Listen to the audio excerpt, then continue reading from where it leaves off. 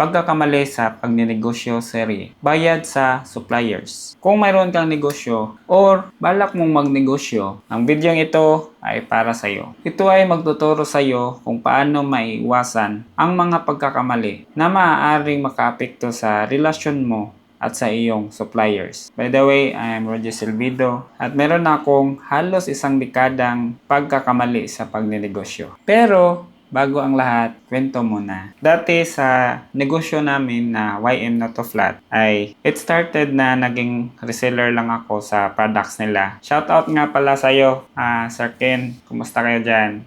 Nakita ko na may potential ang produkto pero kulang sa marketing. Kaya nag-offer ako na gagawan ko ng website. Gumawa ako ng bagong packaging at bagong logo para presentable po ang product namin. Dahil dati, ang ginagamit namin na packaging ay yung normal lang talaga na plastic bottle. Hanggang sa nakuha ko na ang loob ni manufacturer, naging kaibigan ko na siya. So, to cut the story short, pinagkatiwalaan niya ako. At nang tumagal ay pinapadalhan niya na lang ako ng mga stocks na walang kapital. Parang naka-consignment na lang siya ang setup namin. Tapos magbabayad na lang ako kung magkano yung nabenta ko. Dahil dati ako yung nagdi-distribute sa buong Pilipinas. These are the biggest mistakes in paying our suppliers. Delayed payments and overdue. Isa sa pinakamalaking pagkakamali natin sa ating mga suppliers ay ang pagkakaroon ng delay sa pagbabayad or overdue sa iyong mga bayarin sa iyong mga suppliers. Ito ay maaaring magdulot ng hindi pagkakaintindihan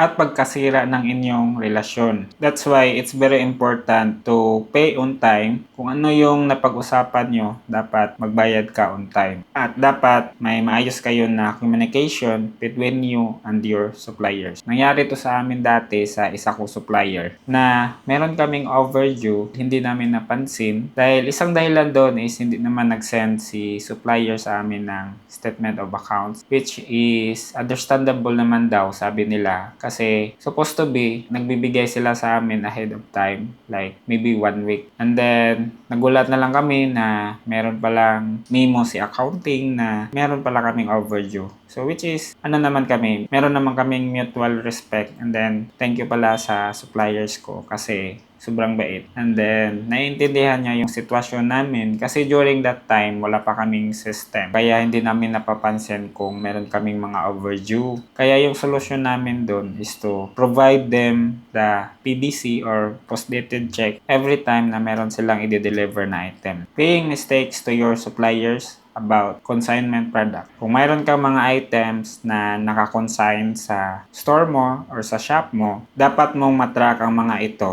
at dapat meron kang records nito na updated at dapat meron kang clear na records kung ano yung mga nabayaran mo na at kung ano yung mga nabenta mo na. Dahil kapag hindi mo yan matrack, maaari itong makakos ng problems between you and your supplier. Meron akong experience dyan. Dati meron kaming supplier na nag-consign sa store namin. Sobrang dami ng mga item na consign nila sa store namin. Ang problema is wala kaming proper tracking sa mga inventory. So, on their end then wala din silang tracking. So yun, parang manual tracking siya. And then nakita ko na merong mga item pala na nabayaran ko na. And then na-track ko na meron palang mga item na matagal ko nang nabayaran tapos sinisingil nila kami. Yun pa lang, parang kapag mangyayari yan sa inyo, I'm sure na malaking epekto yan sa sales nyo kasi maliit lang yung puhunan natin, mababawasan pa dahil sa ganyang pagkakamali. Parang we learned the hard way talaga. Kaya nag-invest din kami sa na magkaroon ng system talaga para matrack yung mga items namin sa inventory and then sa lahat ng sales. Dahil kapag hindi mo yan gagawin, malaki yung epekto sa iyong negosyo. Kaya sana kung meron mang mag-consignment sa inyo, dapat meron kayong proper tracking. Meron siyang transparency between you and your supplier. Kung ano na yung nabayaran, ano yung nabenta. At least panatag kayo na malinis yung inyong partnership. Dahil po napakaganda ng consignment. Dapat lang na meron lang kayong sistema dyan, meron kayong proper tracking para hindi magka-aberya in the future. Paying mistakes to our suppliers using post-dated check or PDC. Kapag gumagamit ka ng mga post-dated checks or PDC sa iyong mga transactions or sa iyong bayarin, dapat mong matrack yung mga date na nilalagay mo sa iyong mga post-dated check. Dahil konting mali lang dyan sa date na nilalagay mo sa post-dated check ay maaaring makakause ng problem between you and your supplier. Case in point, nagkamali ka na maglagay ng date. Let's say, binibigyan ka ng 30 days ng iyong supplier and then yung nilagay mo sa date is nasa 35 days. Possible na magagalit si supplier niyan. Pero mas maganda na i-negotiate nyo na lang po si supplier kung okay lang ba sa kanila na mas mahaba yung number of days. Kasi the more na mas mahaba yung number of days ng terms natin sa kanila, mas maganda yon sa ating cash flow. So, dapat na organize, dapat na nakatrack lahat ng iyong mga ginagawa sa post-dated check para ma-manage nyo ng maayos ang inyong cash flow. Meron pong instances na nangyari to sa amin dahil meron kaming isang supplier na palaging naniningil. Even though nabayaran na namin yung item na yon through PDC, mabuti na lang na double check ko sa system namin na nabayaran na po namin and pinakita po namin sa kanila yung proof na nakabayad na po kami. So yun, kapag hindi namin na double check, so malaking problema po yun sa aming negosyo if in case. So sana kayo din kapag gumagamit kayo ng PDC, dapat po na nakatrack kayo, dapat na alam nyo po yung ginagawa nyo, dapat maingat po tayo dahil limited lang po ang ating mga kapital. So sana wag po masayang dyan. Payment mistakes to our supplier dahil kulang ang bayad or sobra ang bayad natin. Yes, of course, kapag kulang po yung binabayad natin sa ating mga suppliers, maaari pong makakos ng problem between you and your supplier. And on the other hand naman, kapag sobra din po yung nabayad natin sa ating supplier, makakapekto po ito sa ating cash flow. So, dapat po tama lang po, dapat exact amount lang po yung binabayad natin. And of course, on time po tayong magbayad. Meron po instances na nangyari to sa akin. Dahil during that time, bali nakabayad na po ako sa supplier ko. And then, yung nakausap ko pong sales, di ko pala alam na non-VAT pala yung binigay niya sa amin. And then, yung gusto ko is dapat naka-VAT inclusive na kasi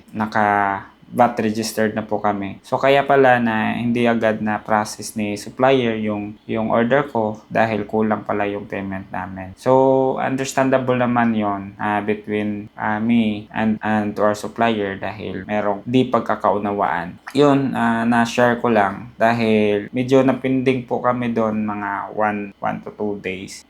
Kaya pala dahil sa kulang yung payment namin. So sana po sa inyo rin, sana wag mangyari sa inyo na ganun po na kulang yung bayad nyo, especially sa mga nagsisimula pa lang, possible na baka red flag yan sa mga suppliers natin. So sa akin lang, on my end, medyo matagal na kami sa kanila, so meron na kaming pinagsamahan and then meron naman siyang valid reason bakit yun nangyari, pero still I consider it na isang mistakes in paying our suppliers. Okay? So, dapat iwasan natin yan. Another payment mistakes to our supplier through payment method. As of now, alam natin na marami po mga payment method na pwedeng gamitin para makapagbayad tayo sa ating mga suppliers. So, dapat alam natin kung paano ito gamitin dahil maaari po ito makakos ng problem in the future. Pag hindi kayo nag-coincide or hindi siya fit sa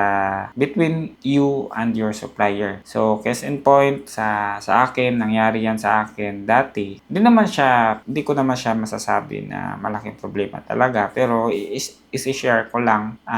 Ayaw ko din na mangyari to sa inyo. Sa akin kasi, during that time, so nakapag-transact ako ng bank transfer using PisoNet. Hindi ako aware na 2 to 3 days pala siya magre-reflect sa account nila. So, palagi ko silang follow up. Sinasabi lang nila na chine-check pa ng accounting nila. So, main reason pala doon is hindi pa siya nag-reflect due to PisoNet yung gamit namin. Sa amin naman, medyo matagal na kami sa kanila. So, parang okay lang. So sana, in your case, sa inyo po na medyo nag-uumpisa pa lang, sana po iwasan po natin yan. Kung kaya nyo pong magbayad through InstaPay, gawin nyo po. Kasi the more na mas mabilis yung transactions natin, mas madali po na makapag-process si supplier at marami din silang matransact na iba pang customer. So at least happy si supplier, happy ka din. Yun yung mas maganda. Alam nyo ba mga boss, bakit ko to sinasabi sa inyo? Dahil po naniniwala ako na kapag meron kang magandang relationship sa iyong supplier,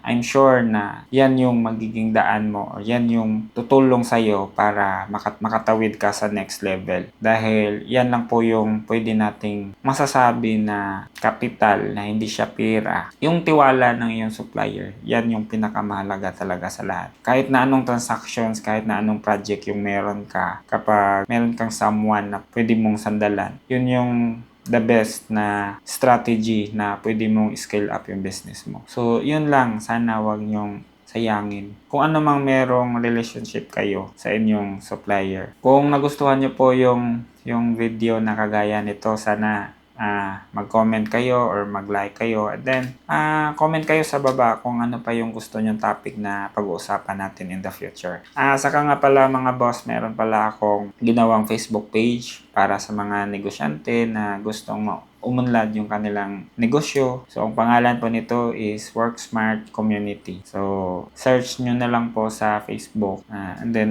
sana mag-join kayo. Laging tatandaan po mga boss na ang tamang pagbabayad po sa ating mga supplier ay hindi lamang po tungkol sa pera. Ito po ay tungkol sa respeto. Ito po ay tungkol sa pagpapahalaga sa kanilang mga oras na ginugol para matulungan tayo sa ating mga requirements, sa ating mga kailangan. So sana ibalik po natin sa kanila kahit na sa pagbayad on time ng ating mga utang sa kanila. Yun, malaking tulong na rin yun. Happy na yung supplier natin dyan. At sana pairalin po natin na yung respeto saka pagtutulungan dahil yan yung susi natin para makatawid tayo sa next level ng entrepreneurship. So yun lang po muna mga boss. Sana nagustuhan niyo po ang topic na ito. And always remember to always work smarter, not just harder. Takits mga boss!